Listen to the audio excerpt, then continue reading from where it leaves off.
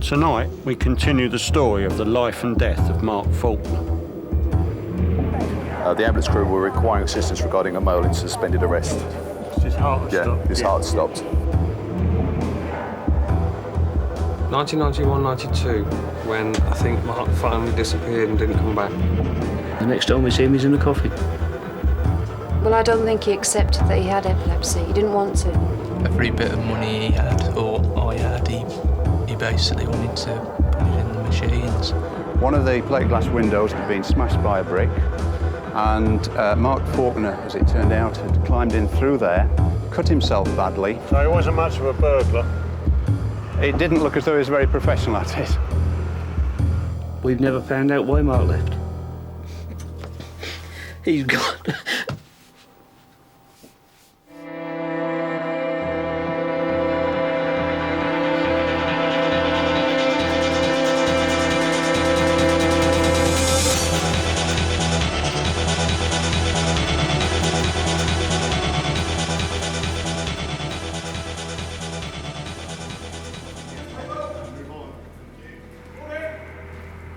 On the 19th of October 1998, Mark Faulkner was found dead on a pedestrian underpass at Charing Cross station. Mark was 25 years old, he had epilepsy and he'd been homeless for 9 years. 3 days before he died, we filmed an interview with him for the BBC, and you'll see some of that interview in this film. Me and my mate Michael want to know how a young disabled man can die here on the streets in one of the richest cities in the world.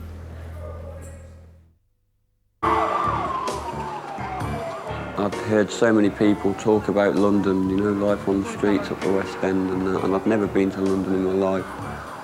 And I just had to come up to see what it was like, you know, to see if they were lying or see if it was true. And I came up, and this was the London Connections, the first place I came to.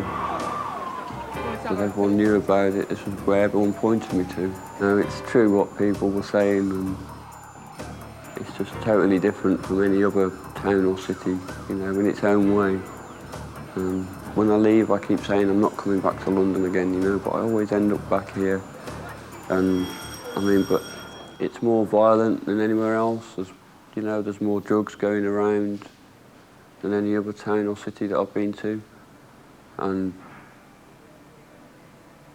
well, there's just more of everything. I don't know, it's, you know, it's just the same as any other town or city, but it's more.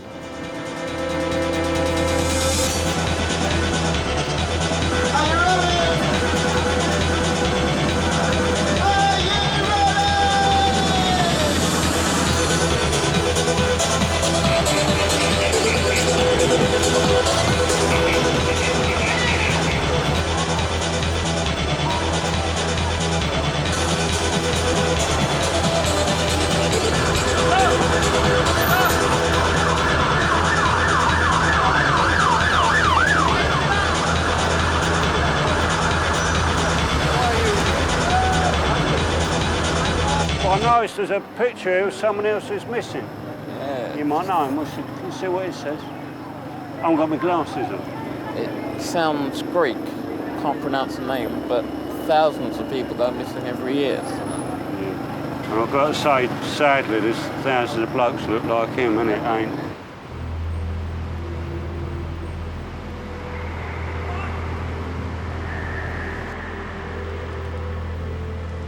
I've been down to Charing Cross underpass where Mark died. It's a place where any trace of you or your remains can just be hosed away.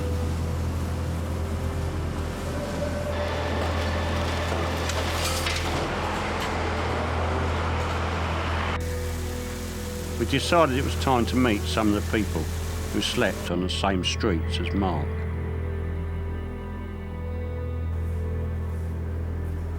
So where did you go to sleep? Savoy Hotel. Shell Max behind the Savoy Hotel, where a lot of people sleep. At 7:30 in the morning, the police come and kick you all out and do a name check to see if you've got any warrants. And then you get up and you're not allowed to go back there. during the day until about 5 o'clock. They're all right with that. But most people get there at about 8 o'clock because food vans come. There's a food van at 8 o'clock, there's one at 9 o'clock, one at 10 o'clock, and then there's one on the Strand at 11 o'clock. Like all the homeless people are there for because you get a hot cup of tea and soup and sandwiches. And that sometimes some of them cook you food and that and bring it down as well.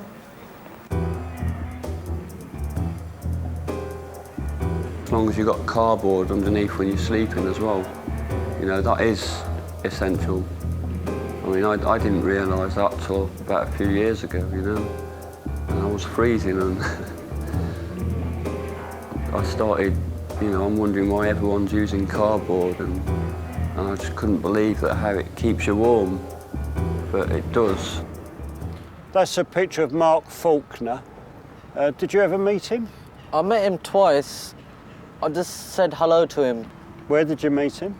On the Strand. Met him on the Strand while I was sitting on my pitch. We're just passing through. And I'm going to get myself a scarf. I mean, there's loads of scarves and that, you know.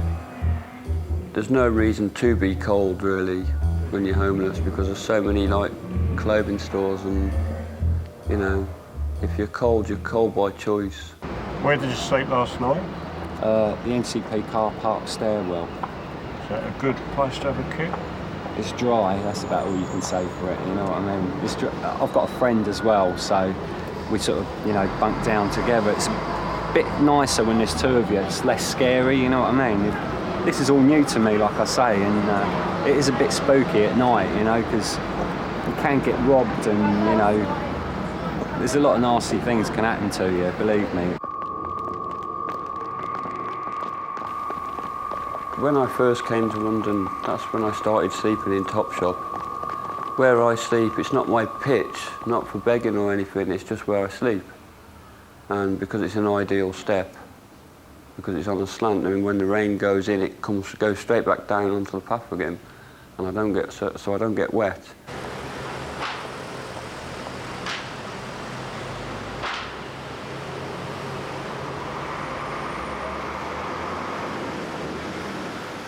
I knew that bloke. Did you?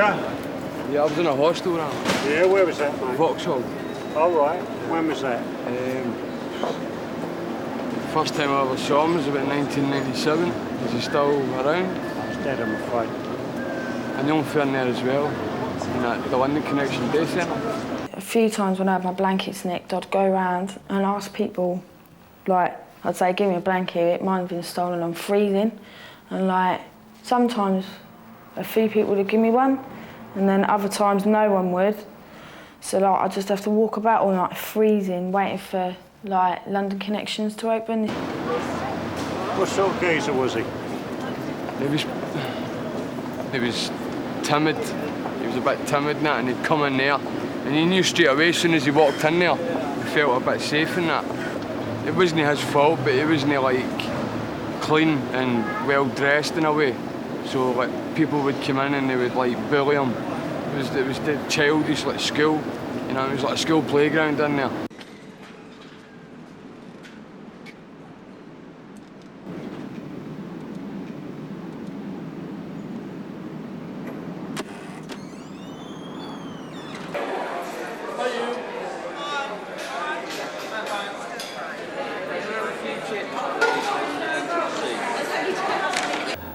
Mark came to us in, I think it was October '97, and he stayed with us for about 2 months.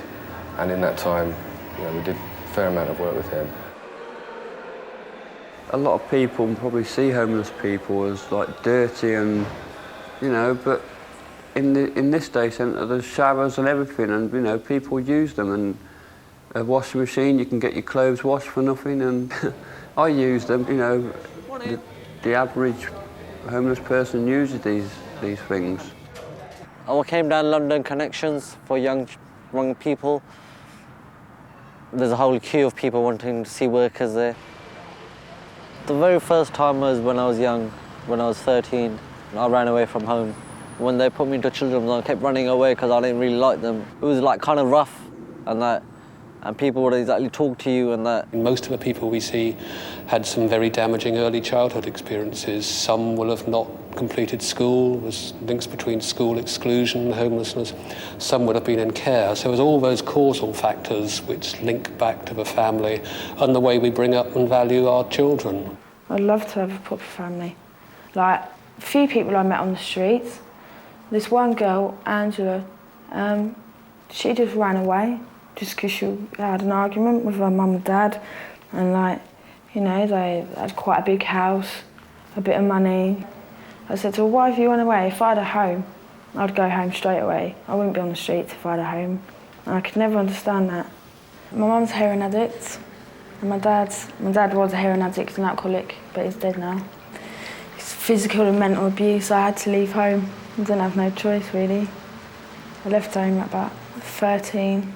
Like, I used to run away before that all the time, for a couple of months and that, but I always used to go back. But at 13 was when I actually left for good and I didn't go back.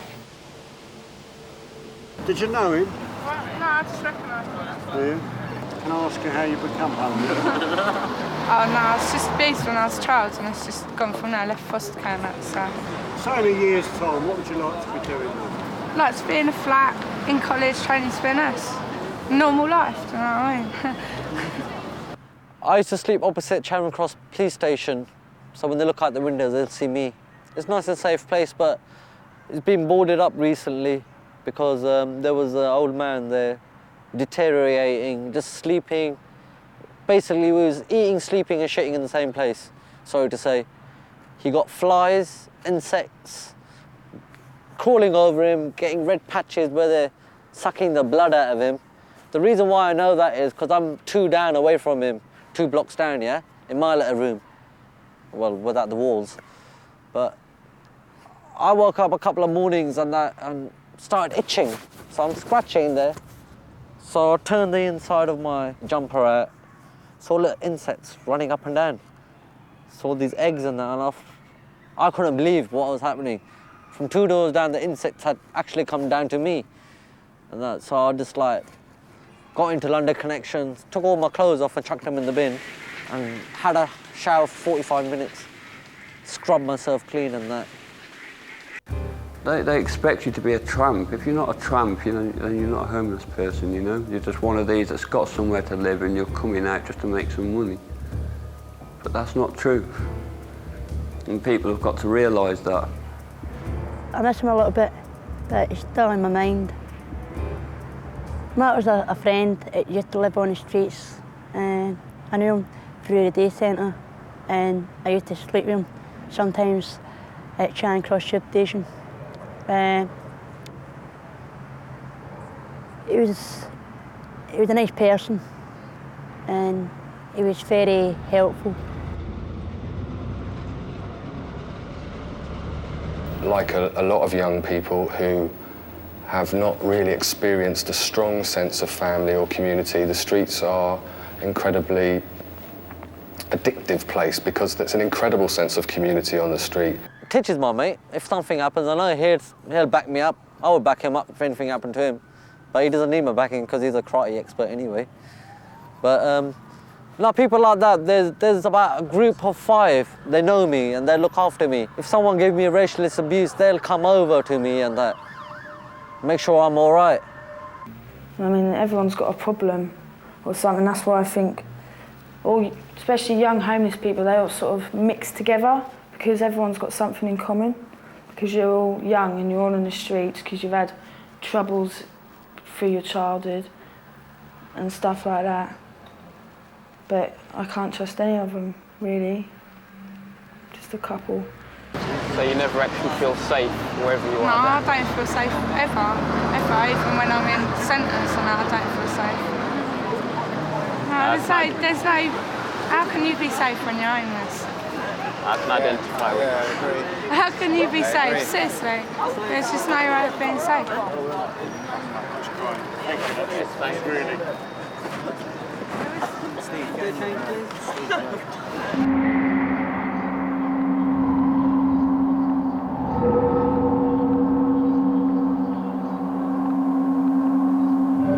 The thing is, I don't don't like temptation. I find it hard to fight temptation, and I'll be honest. I have drugs sometimes. You know, when people are with me that are taking drugs, I get that temptation and I can't fight it, especially when I see it. And you know, when I'm on my own, I'm okay. I'm fine. I don't even think of them. I don't. You know, it doesn't cross my mind. All people used to do on the street is just sit there and get drunk till they pass out, or take loads of drugs till they fall asleep, and that's it. That's just like that every day. I don't think they're in. Like, you all laugh and that together, you all sit there, you all do your drugs and have a laugh and just chat till you fall asleep because there ain't nothing else to do, and huddle together and all that. But like, even though you're smiling and laughing together and you've got a lot in common, really, I don't think a lot of people are happy. Drugs are surprisingly cheap. But for example, at the moment, for £10, you can buy an ecstasy tablet, you can buy a very small wrap of cocaine, you can buy a large wrap of speed, you can buy a bag of heroin, you can buy 1 rock of crack, you can buy 5 cans of lager, you can buy 5 acid tabs. Very, very cheap. You've got a menu of cheaply available drugs. Homeless people do get money through begging, through the gyros. And it's not that they have additional money, but they choose to divert what little resource they have to their substance use. Well, when I was younger, because of the situation at home, I couldn't handle it. I couldn't handle thinking or nothing, so I think I drank to get myself into oblivion so I didn't have to think about nothing. And I ended up getting into such a mess that I started passing out of school, being paralytic and that like, they had to get in touch with a doctor and he diagnosed me as an alcoholic. But like, you know, I had to go to counselling and all them things, but it didn't put me off because I just didn't want to think about nothing. At that age, I hated life, and that ain't too healthy. At 12 years old, to hate life that much, to not even want to think. It's not like normal 12-year-old activity. Mark's key worker at the London Connection said he was having relationships with male friends that were, quote, causing concern, unquote. And I infer from that she means relationships that were partially abusive towards Mark. And sexuality, it does seem to have been a troubled area for him. He told his mum that he was gay, although she rather dismisses that. Yeah, he used to make excuses. Well, I presume there were excuses for the reasons why he'd gone. It used to be gambling, then it was drugs, then it was because he was homosexual. All sorts of excuses. Every time there was a reason for his behaviour. Do you think Mark was gay? I knew he was not gay, but I knew he was bisexual. At a set time, what I treat anyone else. That's up to them. They want to be gay, they're gay, but I'm not gay myself. I don't know. I can't say for certain. I don't know. Because I didn't know Mark by then. So I couldn't say yes or no. It wouldn't have mattered to me either way. He had initially described his sexuality as being 30% gay and 70% straight. But on reflection, since his period in London, he decided that he was 70% gay and 30% straight. And that was the dilemma. That was the circle which he tried to square. Do you think he might have been gay?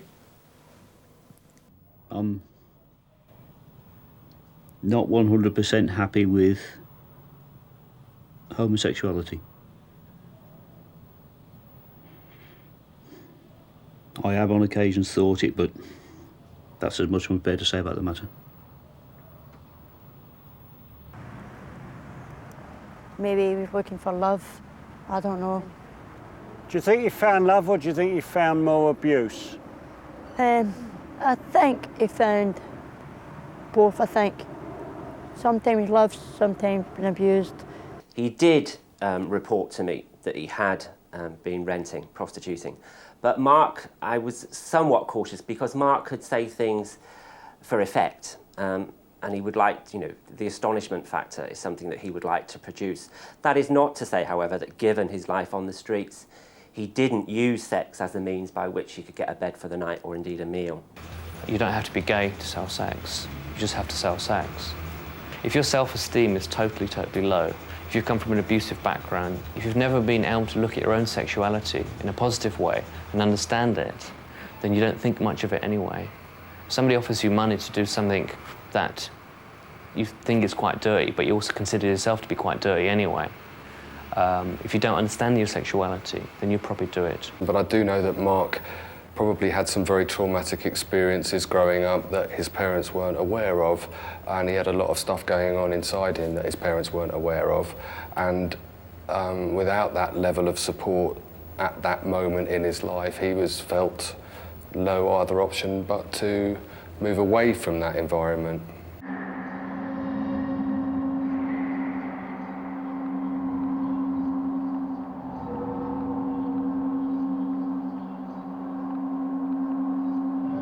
There's so many disabled people that are homeless. I mean, a lot of the people that are homeless and are on sickness benefit, I'll admit that's usually due to alcoholism. But that's a lot of the time from being on the street. Disability is really quite a big problem within homeless people because it's something we see across the board, if you like. That many patients have psychiatric problems. There's also a large amount of physical illnesses. Among the younger homeless, for instance, in the drug addict, many have a hepatitis C. A few have HIV. Hepatitis B is a problem there. Injection sites get infected, the veins get clotted. We have people in their 20s walking around with legs like tree trunks and ulcerated and weeping. I think being disabled and being on the streets it does make life a lot harder, simply because I haven't got the, like my mates could climb over a fence maybe to get into a squat, whereas, I can't, things like that, it sort of limits where you can stay, it has to be easily accessible for me to be able to get into, But then again, I suppose, selling the big issue, maybe it helps having a crutch.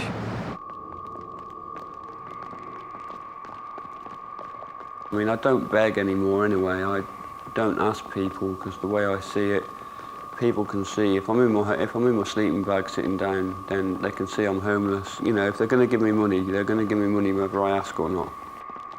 I was out one evening down Old Compton Street in the West End, and there was Mark begging outside the pub. So he was told to move on, and I would see him in my office the following day. Does he look as if he'd made any money? He had a very baleful look about him, actually. I think his sales skills could be quite useful in that particular activity. He had a presentation, Mark, that, as I say, which could draw people in. There's a lot of handouts on the street. It's not hard to get food during the day, or, there's always day centres, and especially late at night, down on the Strand, you get a lot of handouts down there. And you get Salvation Army sometimes coming down. You get Crisis coming down with clothes. It's got strong fingers. Oh. I can break it. There we go. I think, I don't know, what is it? Jeans? It's a jacket. Jeans, jumpers in there. Waste of food. That So left out there then? There's 6 bags of rolls and you pick them up. It doesn't matter how hungry you are. You'll eat it anyway. You'll eat it.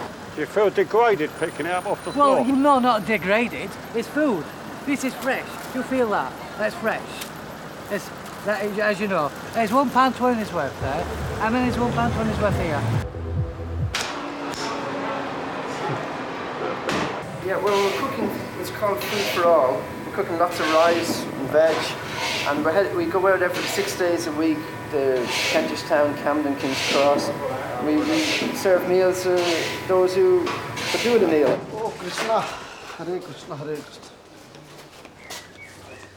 No, we give the food because we don't actually offer any spiritual guidance on the street. I think they really need a good meal in their stomach, you know. And then if somebody happens to be interested in spiritual life, you know, we can recommend them, you know, chant the names of God, whatever tradition that suits you.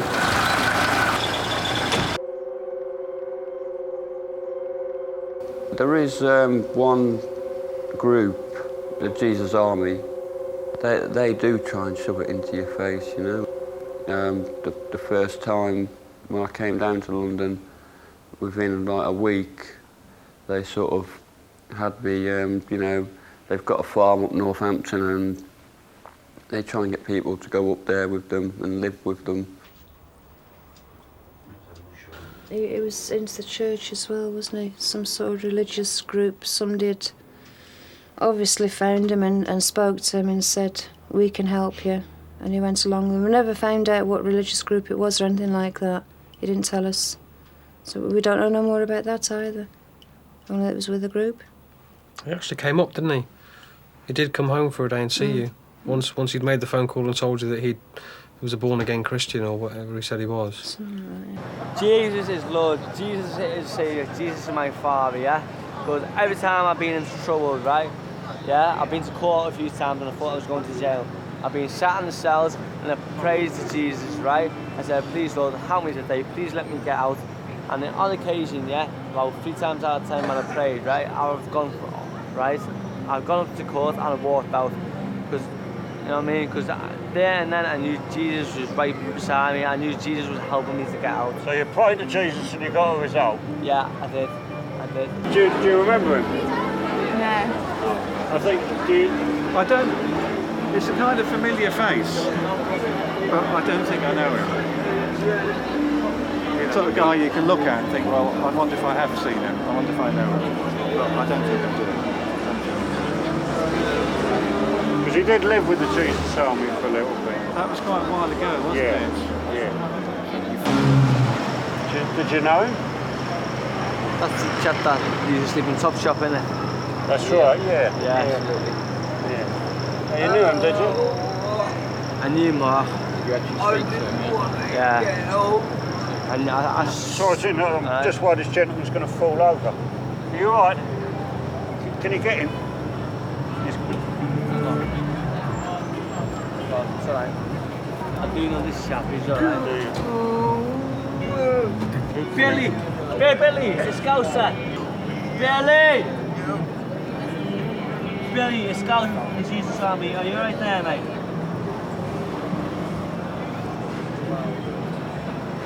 Sorry about that, people. What? Yeah. Right, mate. Can I get you anything, Tom? Tell me to get you a coffee with some sugars in it. I believe in Jesus. Well, what happened with me, Stacey? What are you getting? I believe in Jesus. Yeah, well, do you think you can set up for me, mate? Do you think you can set up for me, Bill? Go. So that was the Jesus Army. Only slightly less frightening than the Wizard of Oz. We're down in Brighton because Mark came down here. Perhaps he came down for a rest. I think we're going to find out he didn't get one.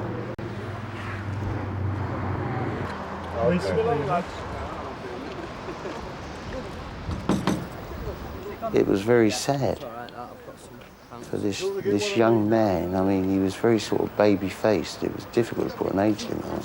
But I would have put him at the time I met him at about 18. Although he never told me that, you know.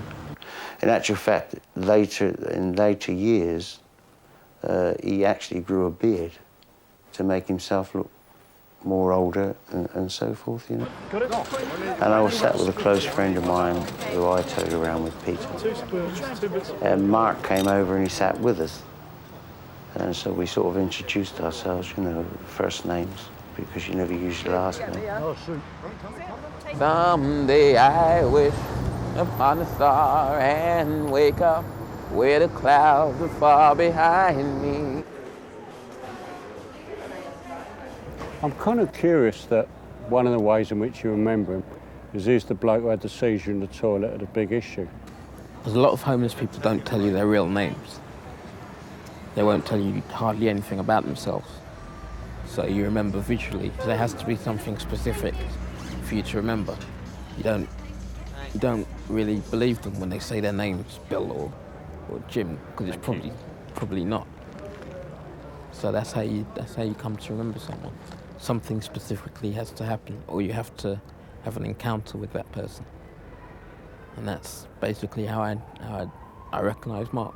He would not give you eye contact, and there was something wrong, you know what I mean? In as much that for a young man like that to be living on the street didn't seem right, because if you live on the street you have to be somewhat of an extrovert, you know? And he didn't particularly seem to be that type. He looks a bit of a pillow, you know. He's carried a pink blanket under his arm. So like, he's working a crash, getting working crash, he goes go to the catamarans, you know what I mean? That's where all crashing at the minute. So he chatted there with us. So like next door, catamaran next door to me, so he got in there and he felt safer there, you know what I mean? So did you have a sleeping bag? Yeah, blankets. I used to have a mattress under here as well. I had it quite cosy, really. I enjoyed my stay down here. So how long were you underneath the catamarans for?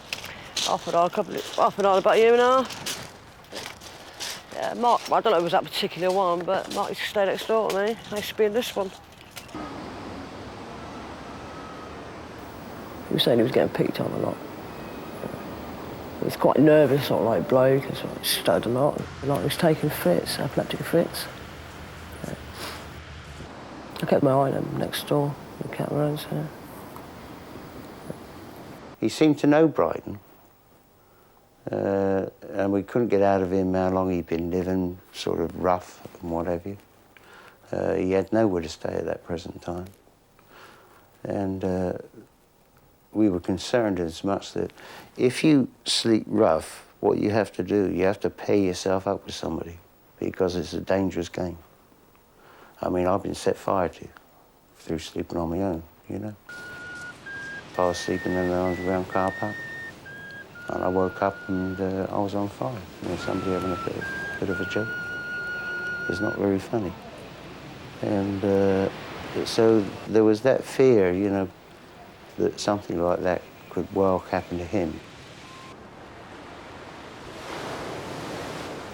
And do you know where he was sleeping at that time? Yeah, he was out mostly, so that could be anywhere, car parks. I think he quite favoured car parks around by the beach. He liked to be with people. He couldn't bear the thought of being on his own. He had a real fear that he would die by himself. And that's one good reason why he would never go into accommodation, because he was very frightened of being by himself.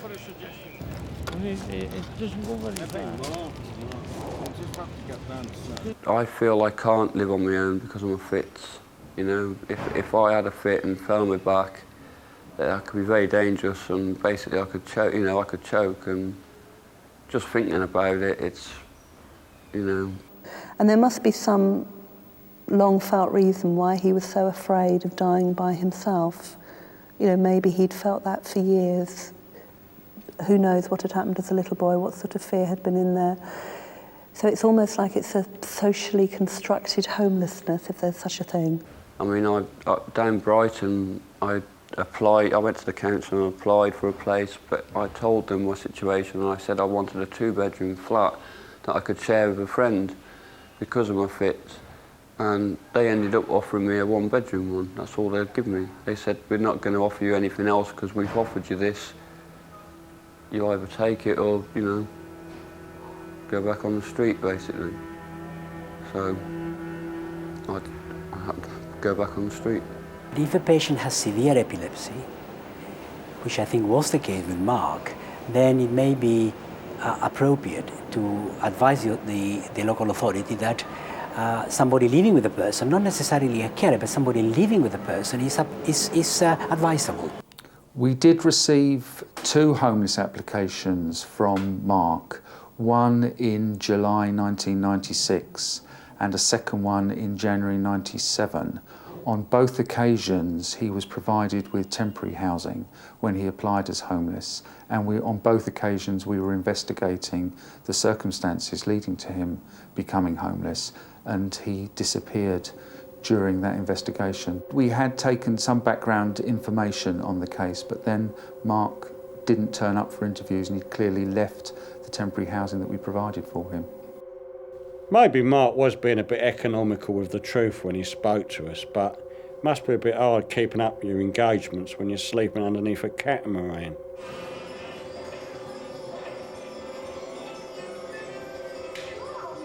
Mark ended up in Brighton, a place with loads of amusement arcades, stuffed full of fruit machines. Is that suicide for a gambler? It's heaven and hell, all in the same breath. He's found fairyland and fantasyland, but it's so destructive that he was on a road to nowhere the minute he went there.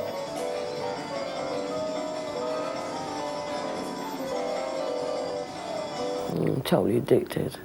There was one day I was waiting for him after he got his jar out. He goes, "I'm going to be 5 minutes." He was there 4 hours. I was going in and out, you were coming out and out. He put all his money in, went and put it all back again. This went all day. Until his last tenner, you know what I mean? One day, and I said, "Oi, I want that tenner now. You promised me a bag of whiz. I want it." So I dragged him out on the last tenner. And he did say that when he did it, the jackpot, it was whoopee time. And I said, "Yeah, but what did you do after that?" He said, "Well, I'll go and play some more machines, you know." So when he was speeding, did he get a lot more talkative? Yeah, he did. He was quite more funny when he was on speed, yeah. Come like himself. When he wasn't on speed, he was really moody and childish, throwing tantrums like a child, you know what I mean? He'd get really silly. You know, just to calm him down a bit, so to shut up, you know what I mean? He was all right. Yeah, he was a lot better on the speed, but he'd end up taking fits, which was quite scary. I've known Mark to ever be in a B&B and still sleep out. Although he's still paying for the B&B, if you know what I mean. Why would that be? I think this has something to do with whatever happened to him, you know, where he came from. And there was a fear in that. When eventually I found him begging at about 1 o'clock in the morning down London Road in the shop doorway. And I said, "You're cold and, you know, you look half-starved, what have you been doing?" And so forth. I said, "Well, tonight you're going to come back with me and you're going to get your head down on the couch and you will have something to eat." And he stayed for just over a week, you know, good as gold. He was, as I say, he was very quiet and everything else, but he still wasn't opening up with everything, you know. Possibly there was a big secret there. If he'd have stayed in the same area for too long, it's quite likely that that big secret would have come out, and it's quite likely that he couldn't have coped with that. So that was his strategy, and a very good one too. He was perfectly right in the evening time. I mean, we'd had a proper cooked meal and everything else. And then in the morning he said to me, "I have to go back to London, you know." And I said to him, "Well, where's all this come from?" He said, "Well, there's people that I have to see and everything else." You keep moving on, and then you don't have to say too much. And perhaps each time he would say a little bit more. But sadly, because he's died, we'll never know.